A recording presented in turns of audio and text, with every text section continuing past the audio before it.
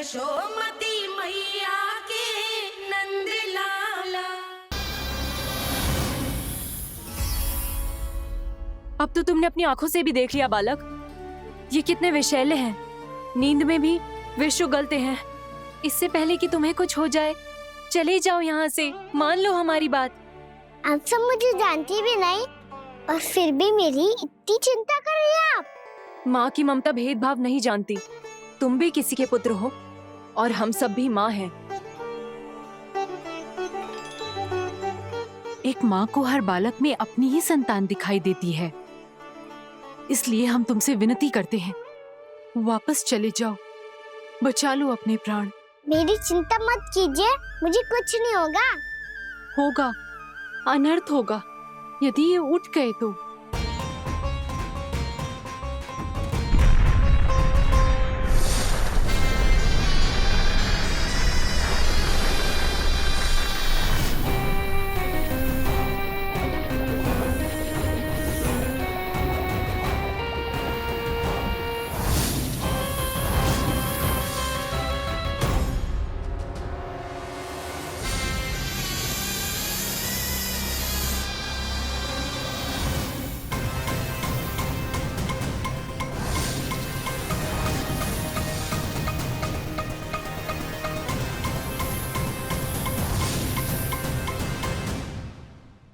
सामने होते हुए भी अपने इश्क को केवल वही देख सकता है जो अपना अभिमान त्याग चुका हो।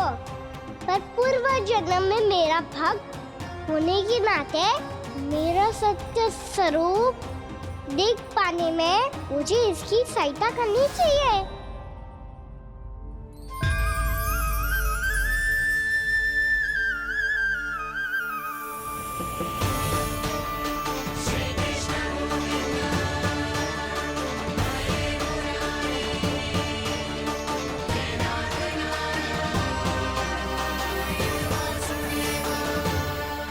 देखो हमारा छोटा सा कान्हा जैसे डट के खड़ा हुआ है, इतने विशालकाय, इतने महाभयंकर सबके सामने।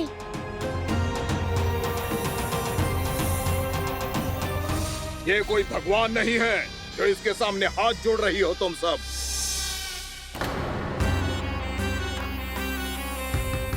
एक सामान्य साधारण बालक है ये, जो ये तक नहीं जानता कि इसके सामने है इसका काल, कालिया। तू कौन है बालक? मेरे इतने निकट आकर भी तू जीवित कैसे है? मेरी नहीं, अपनी चिंता करो कालिया। बहुत मनमानी कर ली तुमने। अब बस मैं तुम्हें रोकना हूँ। अब बस मैं तुम्हें रोकना हूँ। मैं तुम्हें रोकना हूँ। बित्ते भर का है तू, मेरे विष के बारे में जानता ही क्या है? और कहता है मुझे रोकने आया है। किससे? किससे रोकना चाहता है तू मुझे? मुझे क्रोध दिलाने की भूल मत कर बालक। अपनी फुंकार से ही तेरी इस मुस्कुराहट को अंतिम मुस्कुराहट बना सकता हूं मैं।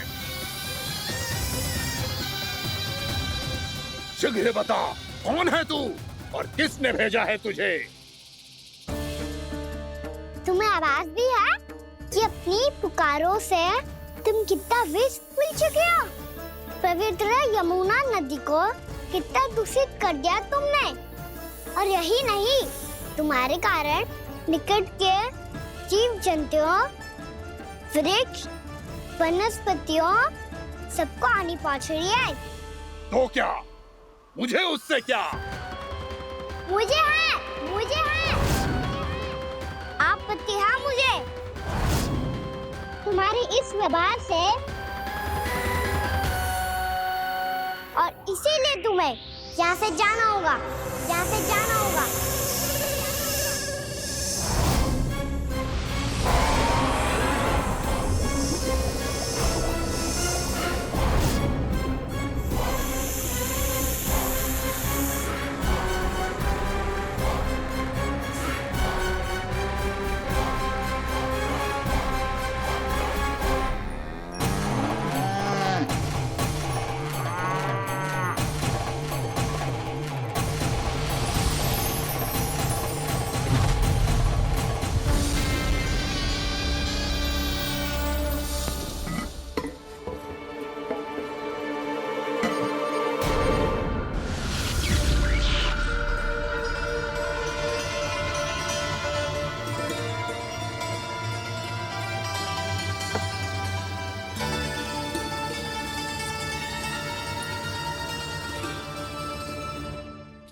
मुझे आदेश देने का साहस भी कैसे किया तूने?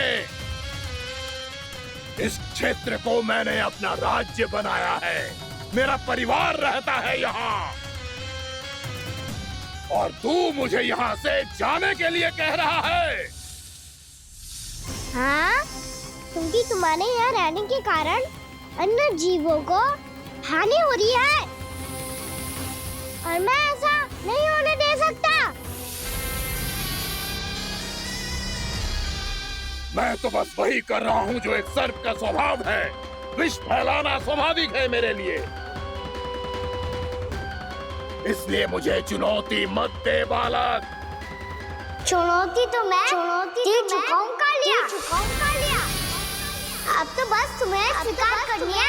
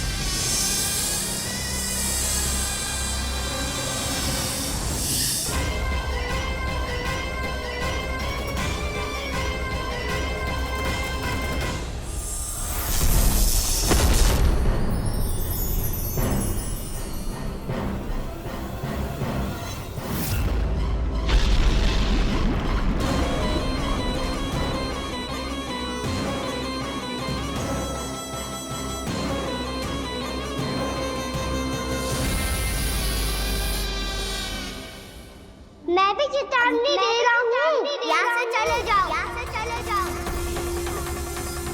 अपनी भूल को पहचानो कालिया। तुम जो कर रहे हो अनुचित है।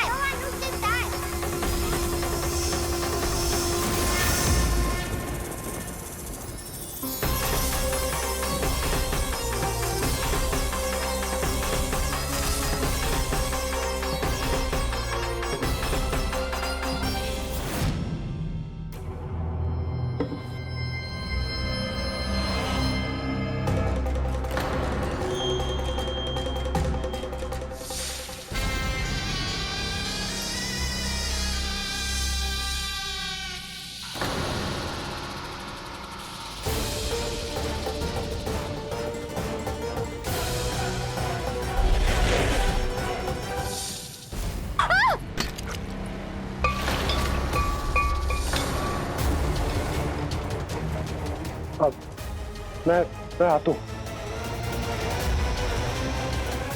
क्या हो गया सुधा? मुझे आवाज हो रहा है जी, कछु ना कछु गड़बड़ है।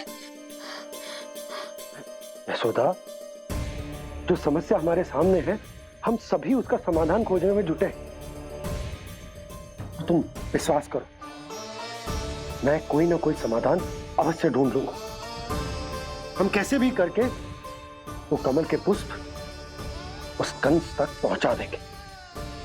नाना, समस्या उससे कहीं अधिक है, उससे कहीं अधिक बड़ी, उससे कहीं अधिक भयानक है।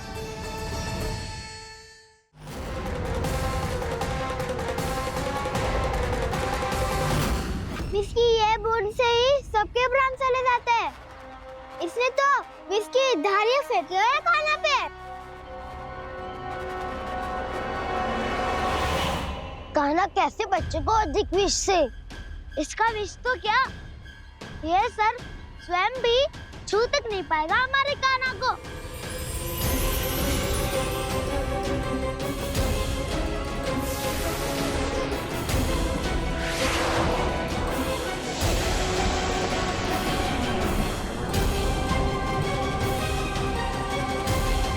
तुम्हारे सखा को, मेरे भाई को कोई हानि नहीं पहुंचा पाएगा। ये कान्हा का सत्य चाहे जो हो बलराम, पर अभी तो जो एक बालक ही है ना।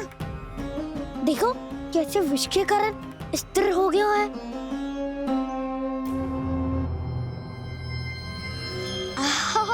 हाउ सर्फ ने कितनी आसानी से अपनी पूंछ से बांध लिया है। मुझे यहाँ से भगाना चाहता था ना तू? अब मैं तुझे दिखाऊंगा अपना सामर्थ्य। ये मूर्ख किसे बांधना चाहता है अपनी पूंछ में? उन्हें जिनका विस्तार सारे ब्रह्मांड में है, या उन्हें जो स्वयं अनंत है? पर देवराज, प्रभु ऐसा करने ही क्यों दे रहे हैं कालिया को? आप सब भूल रहे हैं देवगण। कालिया पूर्व जन्म में प्रभु का बहुत बड़ा भक्त था। उसी भक्ति का फल मिल रहा है अब इसे। वैसे भी भक्तों के मन का भाव सबल हो तो भगवान तो सहज ही बंध जाते हैं।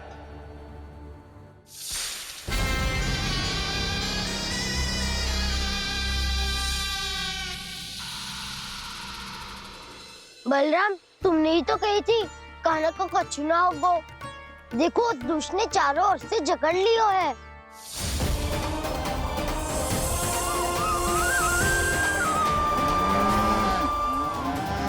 ये क्या कह रही हो तुम? जसोदा जी, क्या हुआ? घबरा क्यों रही हो आप? सुलोचना, मुझे आभास हो रहा है कुछ बहुत बड़ी अनहोनी हो गई है। नंदराज, नंदराज, नंदराज!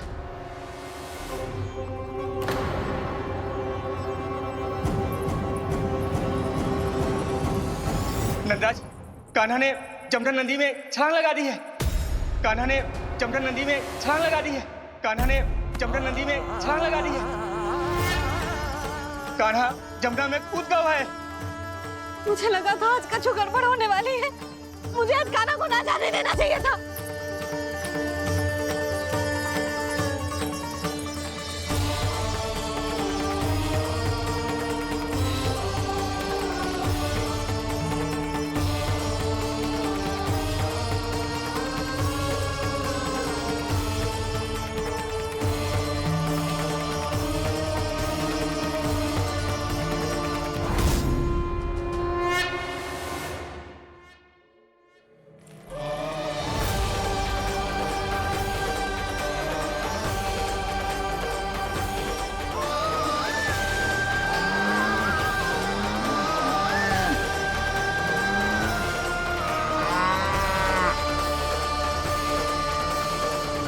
बलराम, शीघ्र कछु करो ना।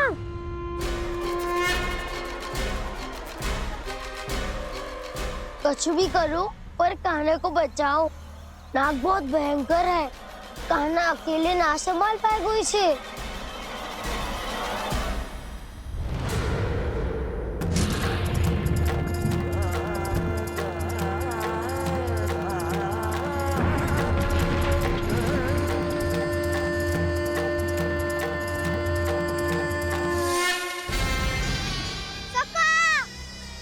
कोई बचाओ कान्हा को।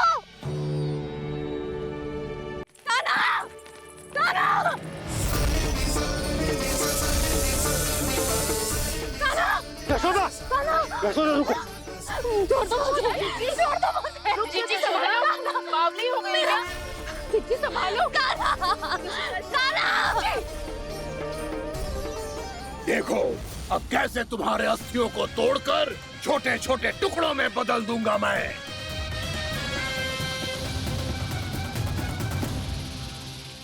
जी, आप जाओगी तो आप भी फंस जाओगी। अपने लल्ला के लिए मैं किसी भी संकट का सामना करने के लिए तैयार हूँ। छोड़ो। ना जशोदा, हमें कोई और उपाय खोजना पड़ेगा। कोई और उपाय? आप देख ना रही मेरा कान्हा किस दशा में है। कान्हा! मैया के वश में नहीं है, नहीं तो ये अपने लल्ला के लिए साक्षात काल का भी सामना कर ले। ये तो केवल कालिया नाग है। हे नागराज, आप मेरे प्राण ले लो पर कान्हा को छोड़ दो। ना नागराज, आप मेरे प्राण ले लो। मैं विरोध भी ना करूंगी। ना नागराज, आप मुझे मार दो पर मेरे कान्हा को छोड़ दो। ना ना ना ना, नागराज मेरे प्राण ले लो। हमारे कान्हा से क्या शत्रुता है आपकी? प्रभु के लिए जो प्रेम यशोदा मैया के हृदय में है, वही इन सभी गोपियों के हृदय में भी है।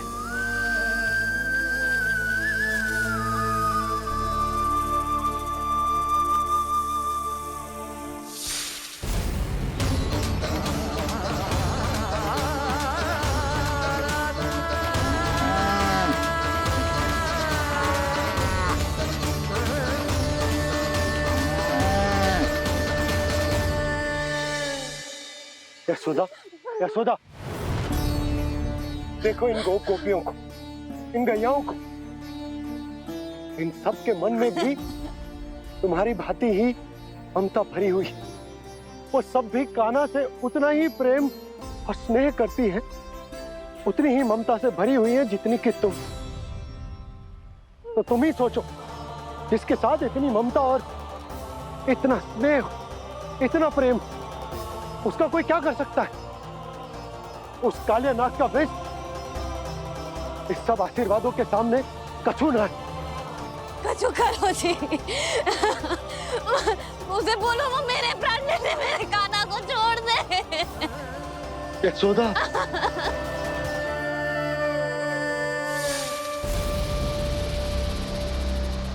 केवल इन्हीं में नहीं देवराज, नाग पत्नियों के हृदय में भी ममता का वही प्रेम उमड़ रहा है। देखिए। मैं आपके हाथ जोड़ती हूँ स्वामी, इस बालक को छोड़ दीजिए। ये अवश्य ही कोई दिव्य आत्मा है स्वामी।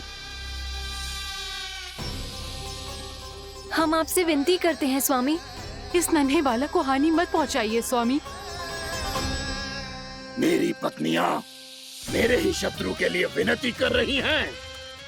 अब यदि इसके पक्ष में एक शब्द भी कहा तुम सबने, तो मैं इस बालक से पहले तुम सबके प्राण ले लूंगा। हो रहा प्रसन्न नाग कालिया, विजय को निश्चित जान। रोते बिलखते व्याकुल सब, संकट में देख कान्हा के प्राण।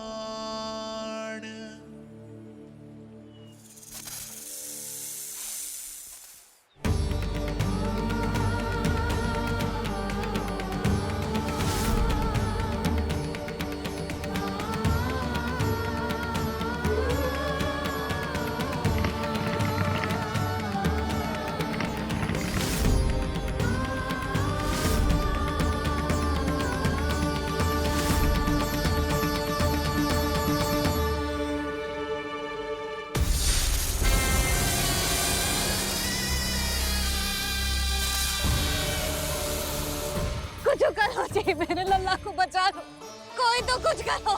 जीजी, संभालो यशोदा। यशोदा, यशोदा तुम शांत हो जाओ, मैं कान्हा को वापस लेकर आऊंगा। मैं रक्षा करूंगा उसकी। ना नंदराज, कान्हा, नंदराज नहीं। कम से कम आप तो समझो नंदराज, कालिया के पास आप जाओगे तो आप भी फंस जाओगे।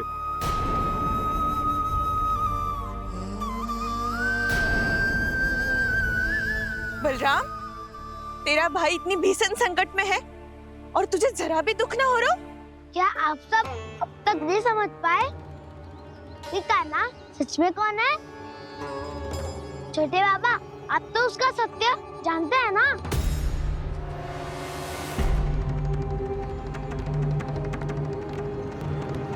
मानता हूँ कि आप सब कान्हा के रहस्य के बारे में नहीं जानते, पर क्या उसके जन्म से आज तक घटी एक से बढ़कर एक विचित्र घटनाओं को भी भूल गए हैं आप सब? भूल गए हैं कि कैसी पूतना जैसी राक्षसी उसका कुछ बिगाड़ नहीं पाई, कैसे तरनावती जैसा भयानक राक्षस उसे एक खरोच भी नहीं दे पाया था।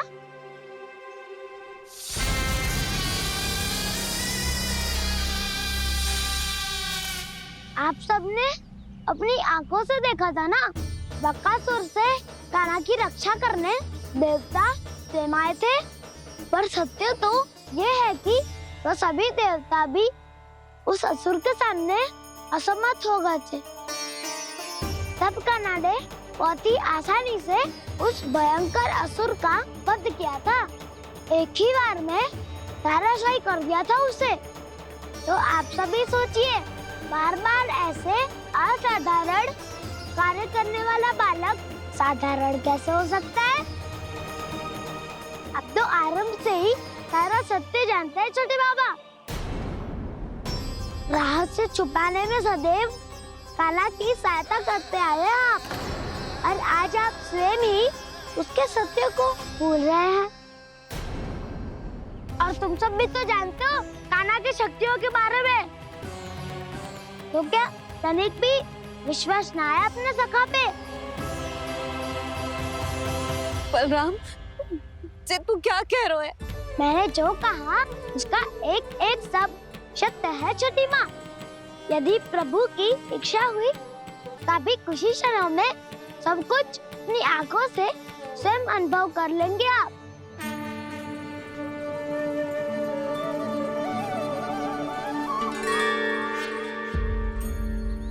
शांताकारं भुजगशयनं पद्मनाभं सुरेशं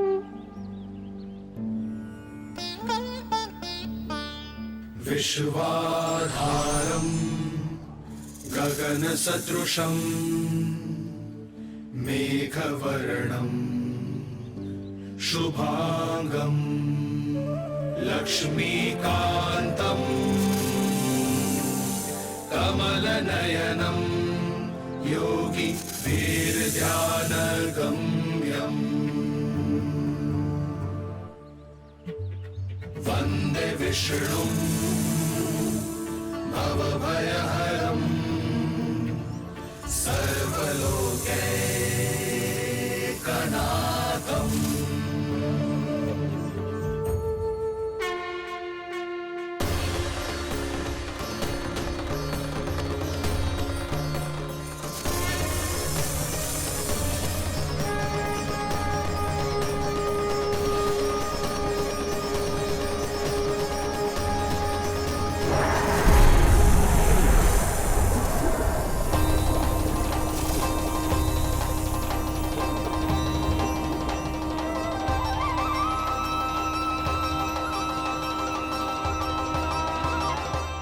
तुझे क्या लगता है बालक कि तू मेरी जकड़ से निकल गया तो अब बच जाएगा तू?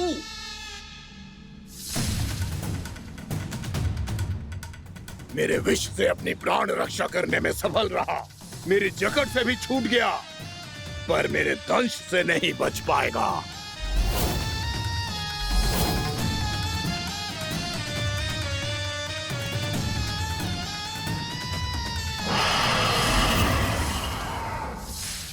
अब भय से भाग रहा है, पर मैं तुझे मृत्यु देकर रहूंगा।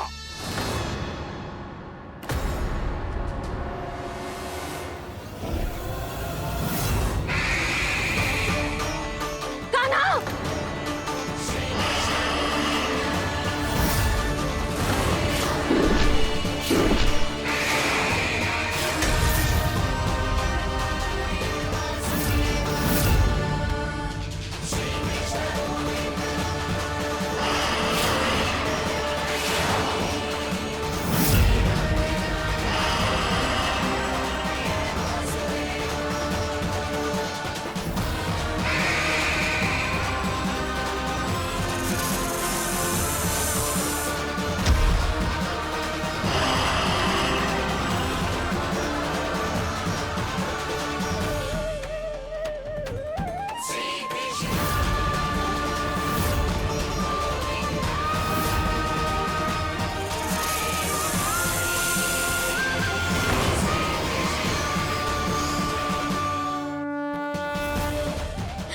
मेरा नन्हा सा कान्हा कितनी देर भाग पाएगा?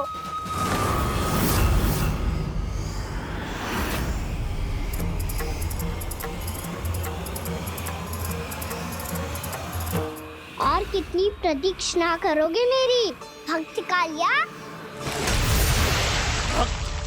भक्त नहीं, काल हूं मैं तेरा। जब अहंकार का मुकुट बुद्धि को ढक लेता है तो भक्त अपने भगवान को भी नहीं पहचान पाता। व्यर्थ की पहेली में मत उलझा बालक, ना मैं भक्त हूँ और ना तू भगवान।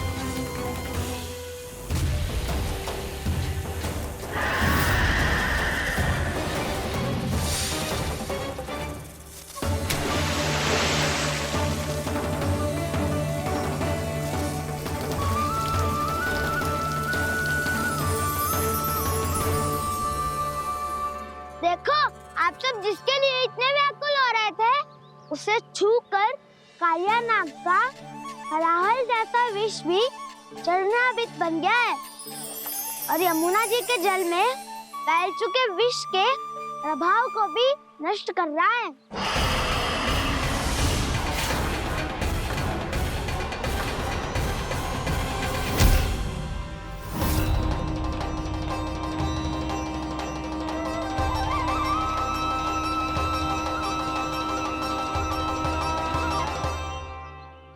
धर्म रक्षक, अधर्म विनाशक प्रभु श्री कृष्ण का कौशल सचमुच अद्वितीय है। नारायण नारायण।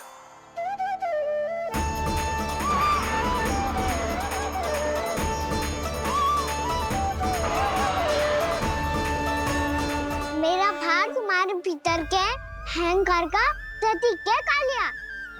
अब तुम्हारा अहंकार, तुम्हारा अनपान मेरे पाँव के नीचे है और तुम्हारी पूंछ अर्थात तुम्हारे प्राण मेरे हाथ में।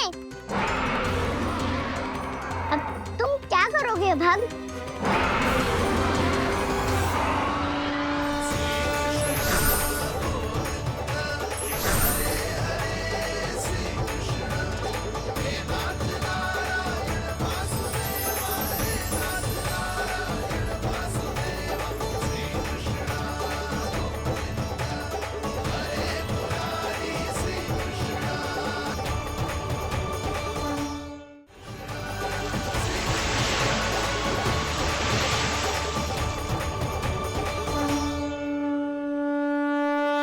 प्रभु, भले ये आपको पहचानने में असमर्थ हो, पर हम सब ने आपको पहचान लिया है।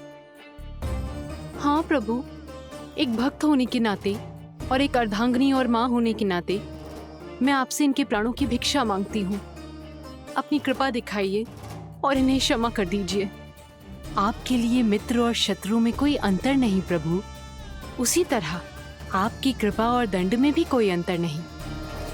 दोनों दया ही तो हैं, अकारण ही किसी को प्राप्त नहीं होती। हमें विश्वास है कि हमारे पति को मिला ये दंड कोई अभिशाप नहीं है, आपका वरदान है। ये सत्य है प्रभु कि इनसे बहुत से पाप हुए हैं। इनके विष से बहुत सारे जीव जंतु को हानि पहुंची है, पर अब आपके चरण इनके शीश पर पड़ गए हैं। ऐसी कृपा तो बड़े बड़े महान महात्माओं को भी दुर्लभ है, और इन्हें प्राप्त हुआ तो अवश्य ही ये किसी महान पुण्य का ही फल है। हे प्रभु, उन्हीं पुण्य कर्मों की शक्ति का आह्वान कर मैं आपसे विनती करती हूँ, इन्हें प्राण दान दीजिए। मैं अपने इस भक्त को क्षमा अवश्य करूंगी देवियों, यदि ये अपने अहंकार को त्याग कर मुझे पहचान ले तो।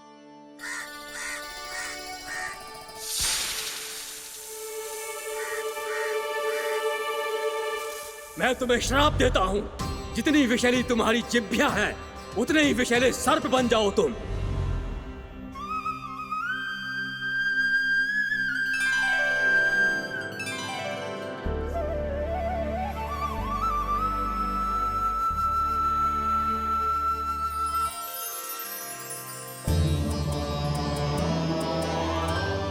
नारायण, मुझे क्षमा कीजिए नारायण। मैं तो आपका परम भक्त था, किंतु मैं आपको पहचान नहीं सका। इसका दंड तो मुझे मिलना ही था, किंतु मैं अब प्रायश्चित करना चाहता हूं। इसके लिए यदि आप मेरे प्राण भी ले लेंगे तो भी मुझे कोई दुख नहीं होगा। मैं अपना जीवन, मृत्यु और अपना अस्तित्व सब कुछ आपको समर्पित करता हूं। तुम्हें तुम्हारे क्रोध के कारण श्राप मिला, जिसे विशाल सर्प के रूप में तुम्हारा जन्म हुआ, और सर्प का तो स्वभाव है विष फैलाना। इसीलिए तुम्हें दंड नहीं दूंगा मैं। शेष सभी अपराधों का पश्चाताप कर लिया, इसीलिए मैं तुम्हें क्षमा करता हूँ कालिया।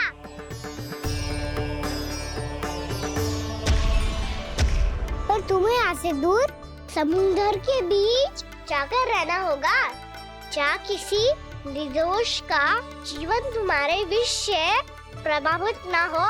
मैं चाहकर भी आपकी इस आज्ञा का पालन नहीं कर सकता। मैं असमर्थ हूं प्रभु, क्योंकि यदि मैं इस क्षेत्र को छोड़कर गया तो मेरी मृत्यु निश्चित है। आपसे क्या छुपा है प्रभु? आप तो जानते हैं कि सर्प जाति और आपके वाहन गरुड़ के बीच अनंत शत्रुता चल रही है, जिसका प्रारंभ नागों के द्वीप नागालय से हुआ था। उस द्वीप पर छोटे जीवों को निगल जाने के लिए सर्प थे और गरुड़ को सर्पों का स्वाद बहुत प्रिय था, इसलिए वो बार बार नागद्वीप जाने लगा था। पर इस कारण पूरी सर्प जाति उससे आतंकित हो गई थी, इसलिए जब भी गरुड़ वहां पहुंचता तो सभी सर्प छिपने लगते। जब गरुड़ को इसका आभास हुआ तो उसे बड़ा क्रोध आया और वो उत्तेजना में भरकर सर्पों का शिकार करने लगा। भूख ना होने पर भी उन्हें मारने लगा। अब सर्पों के प्राण हरना उसके लिए खेल बन गया था। इस भीषण समस्या का समाधान ढूंढने के लिए पूरी सर्प जाति महान सर्प वासुकी के सामने इकट्ठी हुई। हे महान वासुकी, हमारी सहायता कीजिए। नागद्वीप पर गरुड़ ने आतंक मचा दिया है। पहले तो वो हमें अपना भोजन बनाता था, लेकिन अब हम उसके खेल का साधन बन चुके हैं। भूख हो या ना हो, जब तब आकर वो हमारे प्राण हर लेता है। अनुचित हिंसा के इस प्रथा का आरंभ सर्पों ने ही किया है। पहले आप सबने पूरे द्वीप पर अधिकार कर लिया, फिर आहार के साथ साथ आनंद के लिए भी आप सभी ने निर्दोष जीवों की हत्या की। और जब सृष्टि का संतुलन बनाए रखने के लिए गरुड़ आपको अपना आहार बनाने आया, तो आप सब अपने प्राणों की रक्षा के लिए छिपने लगे। तो फिर गरुड़ का उत्तेजित होना तो स्वाभाविक ही था। नागनाथ, जो हमने अन्य जीवों के साथ किया वही अब हमारे साथ हो रहा है, परंतु ये भी तो सृष्टि के संतुलन के विरुद्ध ही है ना? अवश्य है, इसलिए मैं गरुड़ से चर्चा करूंगा। धन्यवाद प्रभु।